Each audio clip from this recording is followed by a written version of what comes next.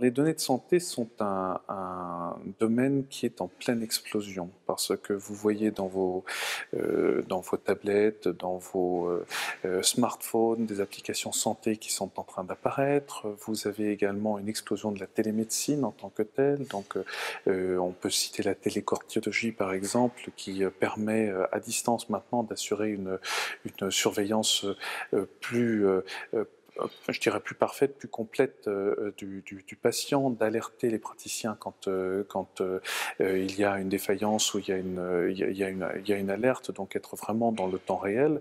Et ça pose dans je dirais, l'enchevêtrement des réglementations des problèmes absolument considérables, notamment dans notre pays, parce que nous sommes, je pense qu'il faut le dire, l'un des rares pays au monde qui a à la fois, qui est confronté à une population il y a une population de santé qui est importante d'une part, donc qui est une cible intéressante pour les professionnels et les industriels, mais également une protection de la vie privée et des données de santé qui est importante. Alors la donnée de santé, c'est quoi?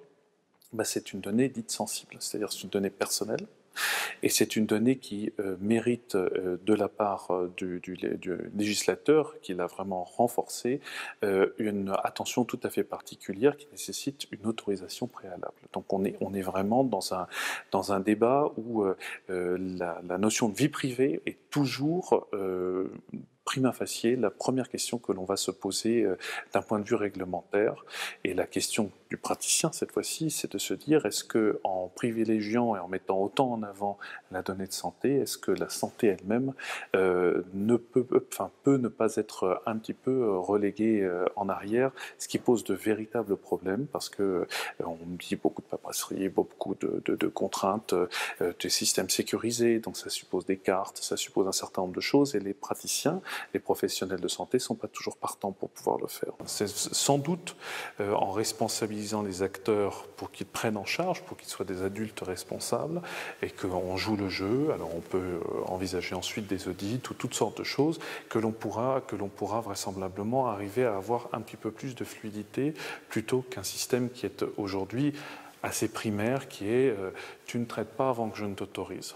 Le système national des données de santé est une invention française. Encore une fois, c'était le sujet de notre intervention tout à l'heure. Précisément parce que l'on va ouvrir au public un certain nombre de données ou rendre plus facile l'accès à ces données-là à un public beaucoup plus large. Et là, cette fois-ci, on a un autre courant qui est important ici et sur lequel je prends ma casquette d'avocat qui fait du contentieux, qui regarde ça et qui dit, bon, à partir du moment où vous démocratisez ou que vous ouvrez à un public qui est nécessairement pas aussi averti que celui qui traite ce genre de choses. Un certain nombre d'études, permettez de faire des études, des croisements, d'un certain nombre de données, vous ouvrez une autre boîte de Pandore qui est celle du contentieux. La même loi de finances, la même loi qui est en discussion devant l'Assemblée va ouvrir aujourd'hui les class actions en matière de santé. Ça veut dire que ces études-là pourraient être, le cas échéant, utilisées dans ce cadre-là.